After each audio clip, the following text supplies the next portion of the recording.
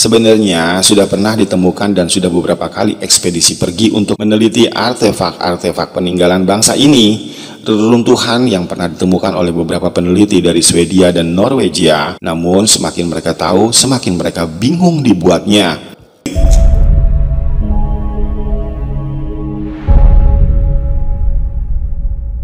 Halo, assalamualaikum warahmatullahi wabarakatuh, Lur. Gimana kabarnya semua sobat Baraya Pembelajar? Semoga dalam keadaan dan kondisi yang sehat walafiat dan baik-baik aja, tanpa kurang suatu apapun ya. Amin. Di postingan kali ini, gue pengen coba bagikan dan bawakan satu tema tentang misteri keberadaan makhluk bumi yang pertama kali. Apakah benar manusia atau Nabi Adam dan Hawa, atau mungkin ada yang lainnya? Oke, simak baik-baik sampai selesai ya, biar nggak gagal paham ya, Lur. Jika merujuk pada sains teori Darwin ini adalah teori yang terkenal dalam kehidupan manusia. Darwin berpendapat bahwa manusia berasal konon dari kera. Nenek moyang manusia adalah kera yang berevolusi menjadi manusia modern seperti sekarang ini. Pendukung teori Darwin beranggapan bahwa semua makhluk berasal dari nenek moyang yang sama. Secara kasar, teori ini menyebutkan bahwa nenek moyang manusia adalah makhluk berbentuk kera. Pada awalnya kesimpulan itu adalah berdasarkan penemuan-penemuan tulang belulang hewan dan manusia purba, termasuk kera-kera purba. Kera tersebut secara bertahap mengalami perbaikan biologis selama jutaan tahun hingga menjadi manusia.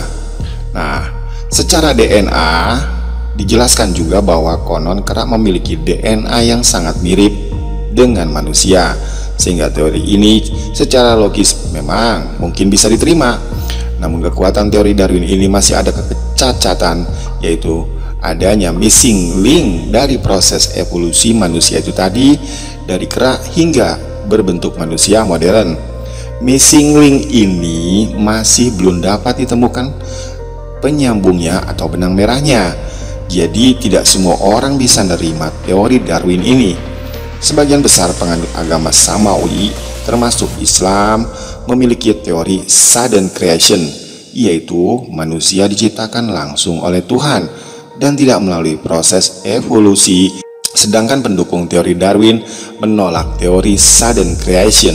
Dan akhirnya tidak lama kemudian, pernah suatu waktu teori ini terbantahkan. Ternyata eksistensi teori Darwin bahwa manusia berasal dari kera akhirnya bisa dibantah dengan teori yang dikemukakan oleh E.J. Kelsen yang menyatakan bahwa Meganthropus dan Pithecanthropus ternyata hidup di belahan bumi yang berbeda namun pada waktu yang sama. Ada juga yang menyimpulkan bahwa Adam tetap manusia pertama. Adam adalah nenek moyang manusia purba dan manusia yang ada sekarang ini. Lalu menyimpulkan Adam telah berusia jutaan tahun yang menjadi nenek moyang semua manusia.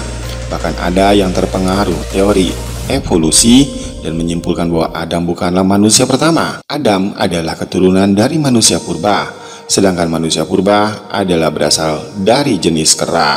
Berbagai data tambahan berikut semoga bisa dijadikan benang merah yang dijadikan pijakan tentang mana yang lebih dulu antara Adam dan manusia purba.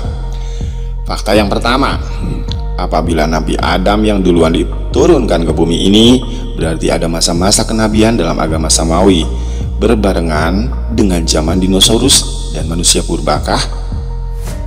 Hanya saja terdapat perbedaan tempat saja.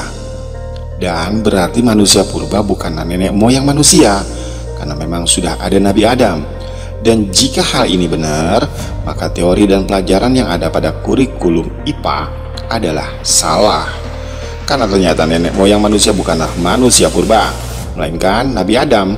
Karena pada kenyataannya manusia tidak pernah berevolusi. Fakta yang kedua, apabila manusia purba yang duluan, berarti Nabi Adam bukanlah makhluk yang pertama kali diciptakan oleh Tuhan Yang Maha Kuasa. Benarkah demikian? Manusia purba sudah ada sejak 1 sampai dengan 2 juta tahun yang lalu. Begitupun dengan kehidupan para dinosaurus, yaitu di zaman masa Jurassik. Sementara itu, Nabi Adam ditiupkan ruhnya sebelum 8.000 tahun yang lalu. Dengan kata lain, secara eksplisit menunjukkan bahwa Nabi Adam dan manusia purba lebih dulu tercipta manusia purba. Fakta yang ketiga, mengapa ada macam ras di bumi ini? Bagaimanakah rupa Adam dan Hawa? Warna kulitnya seperti apa? Warna rambutnya gimana? Apakah mereka setinggi manusia sekarang? Tentu saja kita tidak boleh mengajukan spekulasi tanpa fakta yang jelas. Bagaimana warna kulit mereka? Karena sebagaimana kita ketahui, begitu banyak ras yang tercipta sekarang ini dan memiliki warna kulit yang khas. Bagaimana halnya dengan Adam dan Hawa? Tentu saja kita nggak bisa menentukan warna kulit mereka. Satu hal yang bisa terjawab mungkin adalah dengan warna kulit Adam hitam dan Hawa putih, atau mungkin sebaliknya, atau mungkin kedua-duanya mulatto, bisa menghasilkan berbagai macam warna kulit semua ras yang ada di bumi ini. Adapun kekhasan setiap warna kulit dari ras-ras tersebut tadi karena pengaruh lingkungan dan adanya adaptasi terhadap lingkungan dan cuaca mereka. Artinya, jika bisa ditambahkan, keduanya berkulit putih atau keduanya berkulit hitam, maka tidak akan mungkin menciptakan variasi warna kulit yang berbeda. Fakta yang keempat, jadi kesimpulannya mana yang benar? Nabi Adam dulu atau manusia purba dulu? Disebutkan dalam berbagai kitab ada orde makhluk yang menghuni dan menguasai bumi sebelum ordenya manusia. Konon dikatakan bahwa makhluk tersebut adalah bangsa jin dan bangsa Nisnas. Bangsa Nisnas adalah makhluk hidup pertama di bumi. Mereka hidup satu masa dengan bangsa jin. Mereka pun hidup satu masa dengan dinosaurus.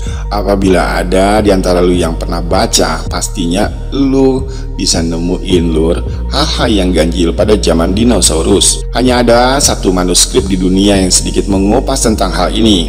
Manuskrip ini sekarang tersimpan di suatu kapal di negara Swedia. Bangsa Nisnas adalah bangsa yang besar yang musnah jauh sebelum Nabi Adam alaihissalam diturunkan ke bumi. Bangsa Nisnas dipercaya hidup jauh di utara bumi, dekat dengan wilayah kutub utara. Salah satu kota tempatnya terdapat peninggalan bangsa Nisnas ini adalah Spitsbergen. Di kota inilah banyak terdapat peninggalan dari bangsa yang telah musnah tersebut, seperti banyak lukisan manusia yang bersayap ataupun makhluk setengah hewan. Mungkin pada zaman tersebut makhluk-makhluk setengah hewan memang eksis di bumi ini. Bahkan mungkin setelah bangsa ini musnah, sisa-sisa dari mereka yang bertahan dianggap dewa oleh ordenya manusia.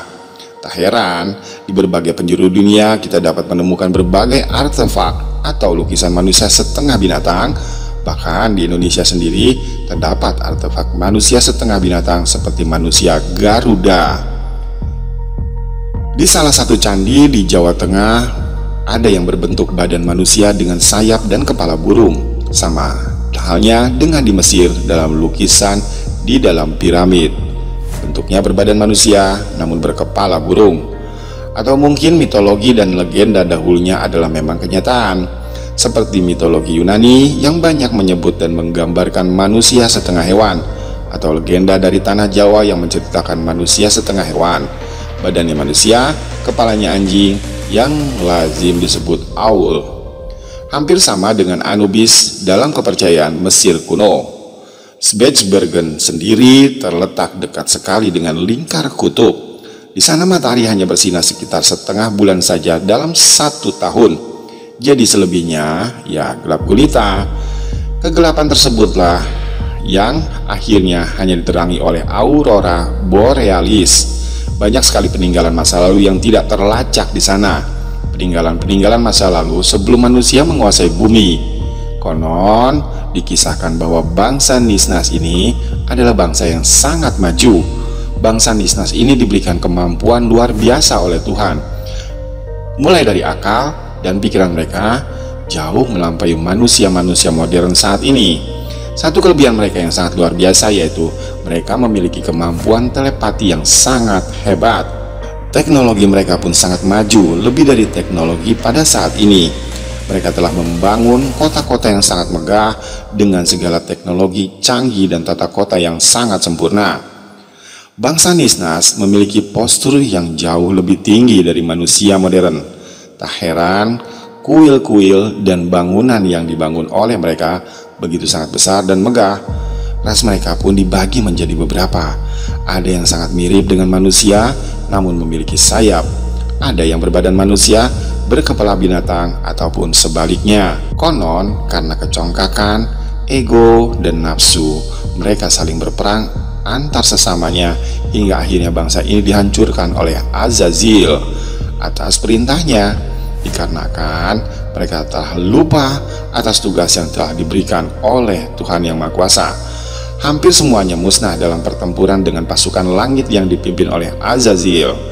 Yang tersisa hanya sedikit dari mereka yang dengan peninggalan-peninggalan mereka sendiri. Itu pun hanya diketahui oleh manusia-manusia tertentu saja. Selain di Spitsbergen, peninggalan mereka pun konon ada di Swedia dan di suatu kawasan di wilayah Asia. Dengan kecongkakan dan serta ego dan nafsu mereka, lur, akhirnya mereka terus berperang dengan sesama mereka demi memperebutkan wilayah dan kekuasaan semata. Dengan kemampuan akal dan penguasaan teknologi yang luar biasa tersebut, mereka mampu menciptakan segala jenis persenjataan yang melampaui zamannya. Mereka telah menciptakan apa yang kita sebut sebagai nuklir saat ini, pesawat terbang, dan teknik pengolahan serta peleburan logam yang nyaris sangat sempurna. Teknik ini ternyata ditemukan kembali di Damaskus yang terkenal dengan pedang-pedangnya yang memiliki ketajaman luar biasa. Namun sayangnya, teknik ini kembali musnah dan tidak diketemukan kembali. Dengan kemampuan inilah mereka berperang menindas sesamanya, di mana yang lemah adalah mangsa bagi yang kuat. Bumi hancur lebur dibuat oleh mereka. Mereka telah melupakan tugasnya sebagai khalifah di muka bumi ini. Konon maka karena itulah Allah Subhanahu wa Ta'ala mengutus ribuan malaikat yang dipimpin oleh Azazil dan ribuan burung-burung dari neraka yang disebut dengan istilah Phoenix. Melihat kedatangan para pasukan langit, mereka pun sangat panik. Musnahlah segala kesombongan akan pengetahuan dan teknologi yang mereka kuasai. Yang ada hanyalah rasa penyesalan atas perbuatan yang telah mereka lakukan. Namun terlambat karena pasukan langit telah datang dan siap menghancurkan mereka semuanya. Akhirnya singkat cerita, mereka dimusnahkan dari muka bumi ini dan digantikan oleh khalifah yang baru, yaitu makhluk manusia yang bernama Adam alaihissalam. Namun sebagian ada yang dapat bertahan dan melarikan diri dari serangan tersebut, dan mereka pun menyebar untuk membentuk koloni-koloni yang baru dan membangun peradaban mereka kembali. Sebagian dari mereka yang berwujud manusia setengah ikan melarikan diri ke palung-palung laut yang paling terdalam, dan mereka inilah yang sering kita dengar sebagai putri atau putra duyung, yang konon mereka membangun peradaban mereka kembali di bawah laut dengan kota-kota yang tidak kalah canggihnya dengan kota mereka yang telah hancur sebelumnya. Sedangkan sebagian dari mereka yang bertubuh manusia, setengah binatang, dan mereka yang memiliki bentuk seperti manusia tetapi memiliki sayap, saling membantu untuk membangun peradaban barunya. Mereka berpencar dan berjanji untuk saling membantu dalam membangun peradaban baru. Mereka yang memiliki fisik mirip manusia dan bersayap ini konon membangun peradaban dan kota-kota yang sangat megah selama ratusan tahun yang kita kenal sebagai Atlantis. Sedangkan mereka yang berwujud manusia setengah binatang membangun apa yang kita sebut sebagai Lemuria atau MU. Dan terjadilah pernikahan di antara mereka yang melahirkan makhluk-makhluk jenius yang melampaui zamannya.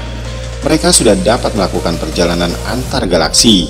Mereka juga telah mampu menciptakan satelit-satelit pengintai, namun hanya satu yang tersisa hingga saat ini yang kita kenal sebagai bulan. Dan mereka pun menciptakan berbagai macam alat-alat perang yang sangat canggih.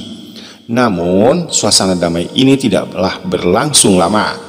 Mereka kembali pada tabiat dasar mereka, yaitu ingin menguasai dan menghancurkan. Akhirnya terjadilah peperangan maha dahsyat yang melibatkan persenjataan super canggih yang mereka miliki. Maka kembali hancurlah peradaban yang telah mereka bangun dengan susah payah.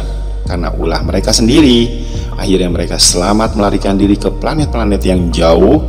Namun sesekali mereka mengunjungi bumi, tempat kelahiran mereka dahulu, untuk menyebarkan pengetahuan yang mereka kuasai.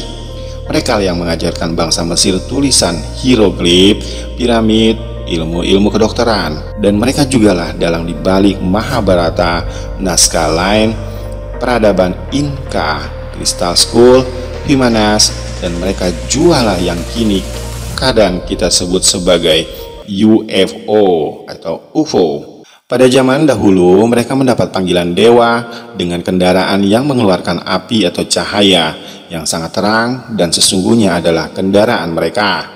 Mustahil seorang manusia biasa dapat membangun suatu yang rumit dan kompleks sama seperti pembangunan piramida atau candi-candi. Tidak mungkin manusia zaman dulu dapat membangunnya tanpa ada campur tangan dari suatu makhluk yang memiliki intelijensia yang sangat tinggi. Inilah salah satu contoh bahwa mereka masih ada dan mereka ingin diketahui. Sebenarnya sudah pernah ditemukan dan sudah beberapa kali ekspedisi pergi untuk meneliti artefak-artefak peninggalan bangsa ini.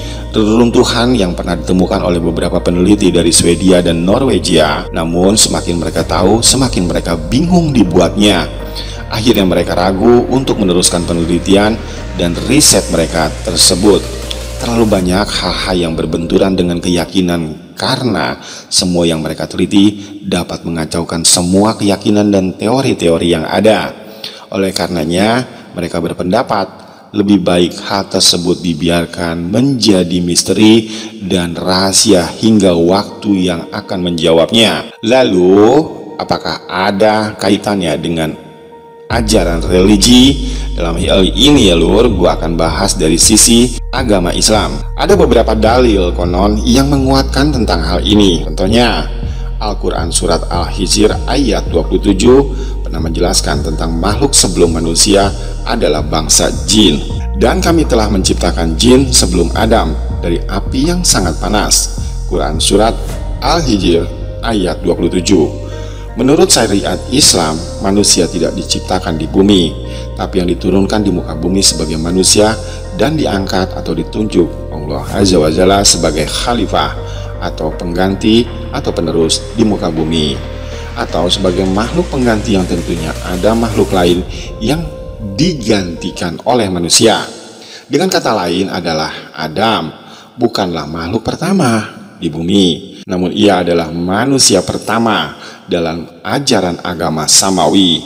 Dan Allah Azza wa Jalla tidak mengatakan untuk mengganti manusia sebelumnya, tapi pengganti makhluk yang telah membuat kerusakan dan menumpahkan darah di bumi. Itulah yang menjadi kegusaran para malaikat.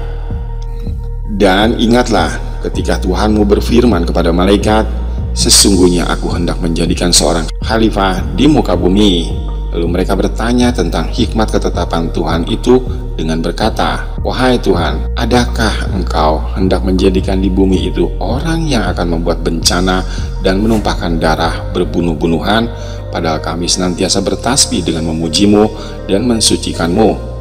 Lalu Tuhan pun berfirman, sesungguhnya aku mengetahui akan apa yang kamu tidak ketahui.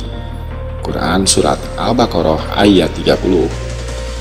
Jadi kesimpulannya, apakah makhluk ini yang dimaksud oleh malaikat semua adalah bangsa Nisnas? Hanya Allah Subhanahu wa Ta'ala yang tahu. Wallahu alam bisawab.